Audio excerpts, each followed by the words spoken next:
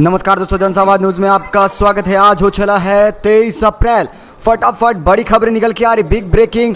पहली बड़ी खबर निकल के आ रही है, सच बोलने की कीमत चुकाई है राहुल गांधी। सरकारी बंगला खाली करते समय राहुल गांधी का बड़ा बयान निकल गया है, सब जानेंगे विस्तार से। वहीं दूसरी बड़ी अपडेट निकल के आ रही, सतपाल मलिक और उनके समर्थकों को कर लिया गया गिरफ्तार, नेताओं का रहा बड़ा दावा। वहीं तीसरी बड़ी अपडेट निकल के आ रही है, डीके सुकुमार ने बीजेपी पर साधा है निशाना। उन्होंने कहा कि येदियुरप्पा को परेशान किया जा रहा है। अगली एक और अपडेट निकल के आ रही, बड़ी खबर है, एक बार फिर आम आदमी पार्टी नेता संजय सिंह हैं भड़के, कहा ईडी माफी मांगे नहीं तो जल्द करी जाएगी कानूनी कार्रवाई। अगली एक और अपडेट निकल के आ रही, बड़ी खबर है, ईद के मौके पे ममता बनर्जी का रहा बड़ा बयान, कहा जान दे दूंगी लेकिन देश को अलग नहीं होने दूंगी, बीजेपी पर साधा है करारा निशाना। अगली एक और अपडेट निकल के आ रही, बड़ी खबर है, जहां दोस्तों बता दें लगातार केरल में बढ़ती जा रही है मोदी की मुसीबतें। दौरा कर राहुल गांधी जब से लौटे हैं तब से मोदी की मुश्किलें बढ़ती जा रही हैं। वहीं अगली एक और अपडेट निकल के आ रही, कर्नाटक चुनाव से पहले मोदी फैक्टर नहीं चलने वाला है। इस बार मुसलमान केवल और केवल कांग्रेस को वोट करने वाले हैं, सिद्धरमैया का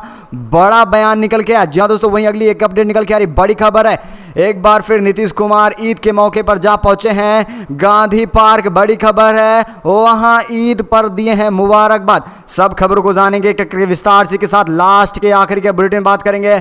यूपी में कैसे रहा है नमाज का जायजा, क्या सड़कों पे हुआ है नमाज अदा, सब खबरें जानेंगे विस्तार से। लेकिन उससे पहले एक छोटा सा निवेदन, अगर आप हमारे चैनल पर हैं तो चैनल को सब्सक्राइब, बेल आइकन जरूर दबाइएगा देश दुनिया के सभी फटाफट बड़े अपडेट पाने के लिए। दरअसल पहली बड़ी खबर निकल के आ रही, सच बोलने की कीमत चुकाई है राहुल गांधी ने। बंगला खाली करते समय बड़ा बयान दिया है। कांग्रेस नेता राहुल गांधी ने अपना सरकारी बंगला 12 तुगलक लेन खाली कर दिया। राहुल गांधी ने बंगला खाली करने के बाद वहां से निकलते वक्त मीडिया से बातचीत में कहा है कि मैंने सच बोलने की कीमत चुकाई है, मैं सच बोलने के लिए आगे भी कोई भी कीमत चुकाने के लिए तैयार हूं। राहुल गांधी के बंगला खाली करने के बाद वहां से निकलने ते वक्त उनकी बहन प्रियंका गांधी उनके साथ थी। इस दौरान राहुल गांधी ने सरकारी अधिकारियों से हाथ मिलाया और उन्हें चाबी सौंप दी है। राहुल गांधी ने संसद सदस्यता के आयोग ठहराए जाने के बाद अपना सरकारी बंगला खाली कर दिया गया है। राहुल गांधी ने बंगले से निकलते वक्त ही,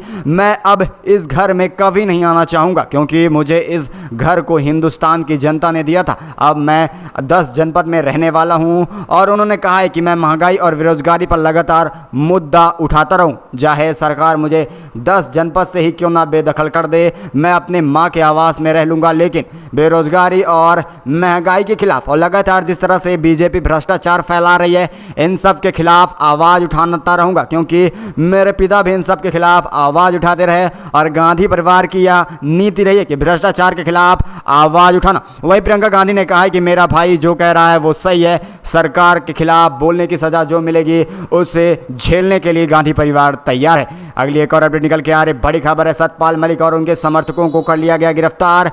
बीकेयू नेता का रहा बड़ा दावा, लेकिन वहीं दिल्ली पुलिस ने कहा अपने मर्जी से आए थे पुलिस स्टेशन। बड़ी खबर, जम्मू कश्मीर के पूर्व राज्यपाल सतपाल मलिक को सीबीआई से समन मिलने के बाद राजनीति तेज हो गई है।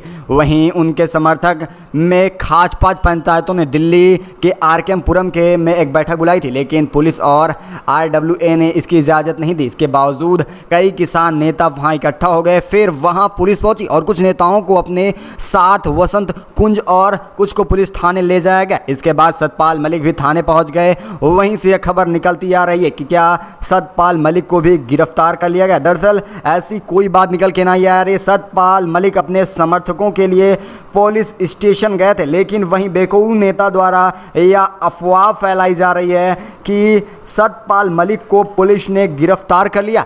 दरअसल आपकी क्या राय है, क्या पुलिस को गिरफ्तार करेगी सतपाल मलिक को या नहीं? जिस तरह से विपक्षियों पे लगातार शिकंजा कसा जा रहा है, ऐसे में कुछ कहा नहीं जा सकता है। अगली एक और अपडेट निकल के आ रही, बड़ी खबर है, डीके सुकुमार ने बीजेपी पर साधा करारा निशाना, कहा येदियुरप्पा को लगातार परेशान किया जा रहा है। कर्नाटक प्रदेश कमेटी अध्यक्ष बता दें, डीके शिवकुमार ने शनिवार को बीजेपी पर जमकर बरसे। इस दौरान उन्होंने पार्टी पर कर्नाटक के पूर्व मुख्यमंत्री बीएस येदियुरप्पा पर दबाव डालने का आरोप लगाया।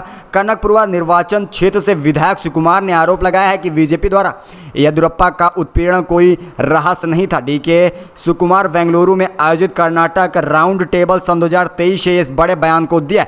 उन्होंने बताया कि येदियुरप्पा को सताया जा रहा है। डीके सुकुमार ने कहा है कि बीएस येदियुरप्पा को परेशान किया जा रहा है, किसी से छिपा नहीं है। बीएसवाई ने आंसू कर्नाटक की सड़कों पर बहाए हैं और उन्होंने बताया है येदियुरप्पा अपनी बात जनता के सामने भी रखें किस तरह से बीजेपी उनके ऊपर उत्पीड़न या दबाव डालकर उनको समर्थन में लेना चाह रही है। इसी के साथ चलते हैं अगली एक और अपडेट निकल के आ रही है। एक बार फिर आम आदमी पार्टी है भड़की। संजय सिंह ने कड़े लहजे में कहा है ईडी को नोटिस भेजकर कड़ी कार्रवाई करेंगे अगर माफी नहीं मांगी जा रही है तो। दिल्ली आबकारी नीति मामले में आम आदमी पार्टी सांसद संजय सिंह ने प्रवर्तक निदेशालय यानी कि ईडी को नोटिस भिजवाया है। संजय सिंह ने मानहानि मामले में ईडी के अधिकारियों को नोटिस भिजवाया। उन्होंने इस नोटिस में ईडी के डायरेक्टर संजय कुमार मिश्रा समेत 5 अधिकारी जोगेदर को भेजा है। इसके साथ ही आम सांसद ने 48 घंटे के भीतर माफ़ी मांगने को कहा है। दरअसल बता दें संजय सिंह ने नोटिस भिजवाते हुए कहा है कि अगर ईडी अधिकारी माफ़ी नहीं मांगते तो कानूनी कार्रवाई के लिए तैयार रहें। और राज्यसभा सांसद संजय सिंह ने कहा है कि ईडी मुझे बदनाम करके मेरा नाम चार्जशीट में घसीटना चाह रहे, किसी भी वजह से मेरा नाम लिया जा रहा है ये तो अभी नहीं फिलहाल क्लियर हो पाया। इसके बावजूद भी ईडी लगातार मुझे इस केस में घसीटने की कोशिश कर रहे, जबकि मैं इस केस में दूर दूर तक कहीं नजर नहीं आ रहा हूं। अगली एक और अपडेट निकल के आ रही बड़ी खबर है पश्चिम बंगाल से। बड़ी खबर है जान दे दूंगी लेकिन देश को नहीं बंटने दूंगी। ममता बनर्जी ने ईद पर किया है करारा जवाब, बीजेपी पर साधा निशाना। पश्चिम बंगाल की मुख्यमंत्री ममता बनर्जी और टीएमसी सांसद अभिषेक बनर्जी कोलकाता में एक कार्यक्रम में पहुंचे जहां लोगों ने ईद उल फितर के मौके पर नमाज अदा की। इस दौरान सीएम ममता ने कहा है कि मैं अपनी जान दे दूंगी लेकिन देश को कभी बंटने नहीं दूंगी।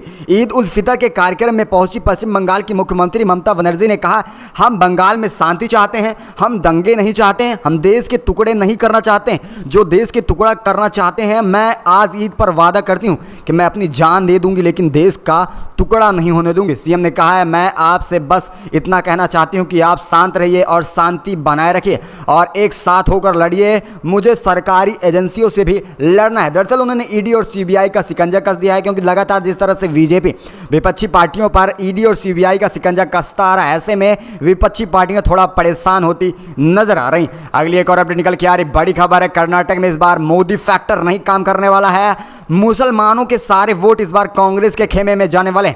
कांग्रेस के वरिष्ठ नेता सिद्धरमैया ने शुक्रवार को कहा कि 10 मई को होने वाले कर्नाटक विधानसभा चुनाव में मोदी फैक्टर का कोई असर नहीं होगा और उम्मीद है कि मुसलमान मतदाता एक रणनीति के तहत मतदान करने वाले हैं। उनकी पार्टी अब ज़्यादा मजबूती से काम कर रही है और लगातार मुस्लिमों के समर्थन में उतर रही है। जिस तरह से लगातार बीजेपी सत्तारूढ़ है और वो मुस्लिम आरक्षणों को खत्म कर दिया, उधर टोल टैक्स बढ़ा रही है और इधर हम उसके समर्थन में लगे हैं और ऐसे में कयास लगाए जा रहे हैं कि इस बार कर्नाटक में कांग्रेस की सरकार के साथ मुस्लिमों का भरपूर समर्थन मिलने वाला है। दरअसल आपकी क्या राय, अपनी राय कमेंट के माध्यम से जरूर बताइएगा।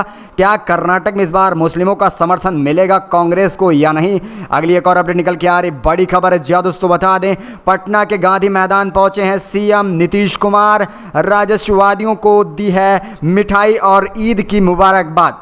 बिहार समेत देश भर में 22 अप्रैल को ईद मनाई गई थी। राज्य के सीएम नीतीश कुमार ने राज्यवादियों को ईद मुबारक दी, साथ में मिठाई प्रदान की है। सीएम नीतीश कुमार ने पटना के दिल्ली मैदान पहुंचकर ईद उल फितर के अवसर पर शुभकामनाएं दी। बिहार में ईद के मौके पर पुलिस प्रशासन की ओर से खास तैनाती रही है क्योंकि लगातार बिहार में जिस तरह से नालंदा और सासाराम की बात की जाए तो वहां रामनवमी के मौके पर काफ़ी ज़्यादा सांप्रदायिक हिंसा भड़की थी।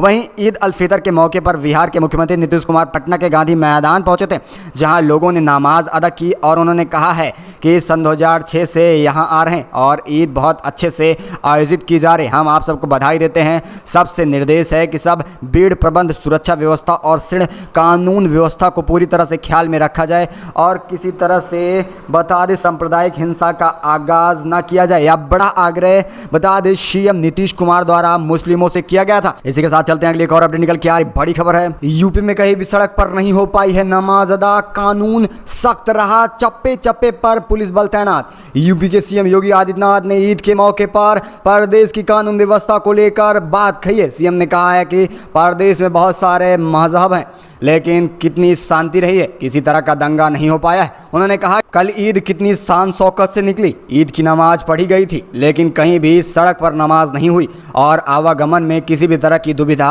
मुसलमान समुदाय ने नहीं उत्पन्न की, क्योंकि सभी को अब मालूम हो चुका है ये कानून का राज है और सब इसका सम्मान कर रहे हैं। सीएम योगी ने कहा है कि पूर्व उत्तर प्रदेश और बुंदेलखंड प्रदेश में ऐसे दो क्षेत्र हैं जो आर्थिक दृष्टि से पिछड़े हुए हैं। मैं मानता हूं आने वाले समय में उन क्षेत्रों में काफ़ी ज़्यादा काम किया जाएगा और उन दोनों क्षेत्रों में एक्सप्रेस हाईवे से जोड़ा जाएगा। आजमगढ़ का नाम लेने से लोग इस समय कुछ घबराते हैं, लेकिन कुछ समय बाद आजमगढ़ एक्सप्रेस हाईवे से जुड़ जाएगा और वहां एयरपोर्ट तक भी बनने वाला है। योगी का यह बड़ा बयान निकल के इसी के साथ उन्होंने कहा है कि वहां पर विश्वविद्यालय भी बनने वाला है, यानी बता दें चौतरफा विकास करने का ऐलान कर रहे हैं योगी सरकार। दरअसल आप क्या सोचते हैं, अपनी राय कमेंट के माध्यम से जरूर बताएगा। इस खास बुलेटिन बस इतना ही, मिलेंगे आपको अगली बड़ी अपडेट में, तब तक के लिए जय हिंद जय भारत।